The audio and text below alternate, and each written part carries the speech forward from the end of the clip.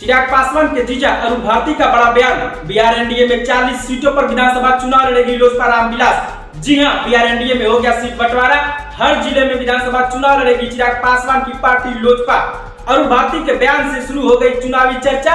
जी हां, चिराग पासवान को 40, नीतीश कुमार को 99 और बीजेपी को 97, तो वहीं मांझी को 4 और कुशवाहा को 3 सीट। और यही है बिहार एनडीए में सीट बंटवारे का फार्मूला।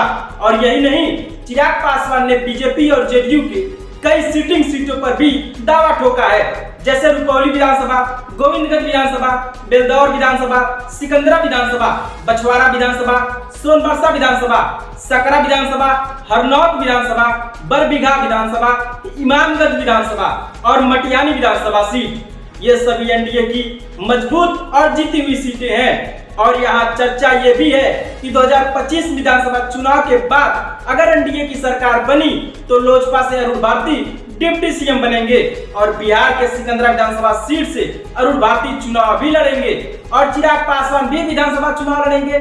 शायद इसीलिए चिराग पासवान हर जिले में संकल्प महासभा कर रहे हैं और जनता को यकीन दिला रहे हैं कि एनडीए में रहकर विधानसभा चुनाव लड़ूंगा और बिहार के 243 सीटों पर चिराग पासवान बनकर चुनाव लड़ूंगा। 21 सितंबर को चिराग पासवान ने पूर्णिया में महासभा किया और नीतीश कुमार को फिर से सीएम बनाने के लिए ऐलान किया। अब सवाल ये है कि जो चिराग पासवान बिहारी फर्स्ट की सोच लेकर नीतीश हटाओ बिहार बचाओ का नारा दे रहे थे, वो चिराग पासवान का सुर अचानक से कैसे बदल गया? किस उम्मीद से चिराग पासवान नीतीश कुमार के लिए जनता से वोट मांगेंगे? खैर, नीतीश कुमार दोबारा सीएम बनेंगे या नहीं, ये तो 2025 के विधानसभा चुनाव के बाद पता चलेगा, क्योंकि राजनीति में कुछ भी हो सकता है। राजनीति में कोई किसी का दुश्मन या दोस्त नहीं होता।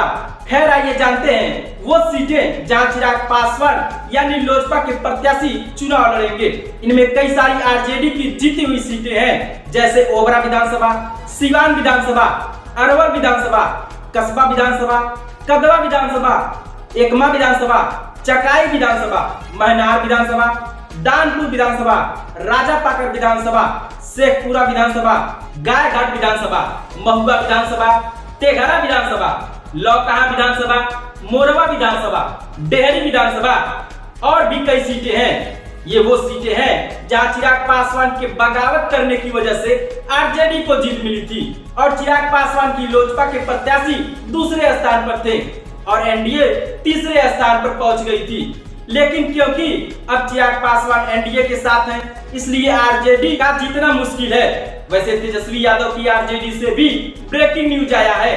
पहले तो भाई तेज प्रताप यादव ने तेजस्वी का साथ छोड़ा था और अब बहन रोहिणी आचार्य ने भी तेजस्वी का साथ छोड़ दिया है। साथ ही में आरजेडी के ऊपर गंभीर आरोप भी लगाया है। ये वही रोहिणी आचार्य हैं जो पिता लालू यादव को अपनी एक किडनी देकर चर्चा का केंद्र बन गई थी और शायद अब रोहिणी आचार्य तेज प्रताप यादव के साथ भी आकर विधानसभा चुनाव लड़ सकती हैं, क्योंकि आरजेडी को तेजस्वी यादव नहीं संजय यादव चला रहे हैं। खैर, बिहार में 2025 का विधानसभा चुनाव नजदीक आ चुका है और पहली बार पीके की जनसुराज विधानसभा चुनाव लड़ेगी।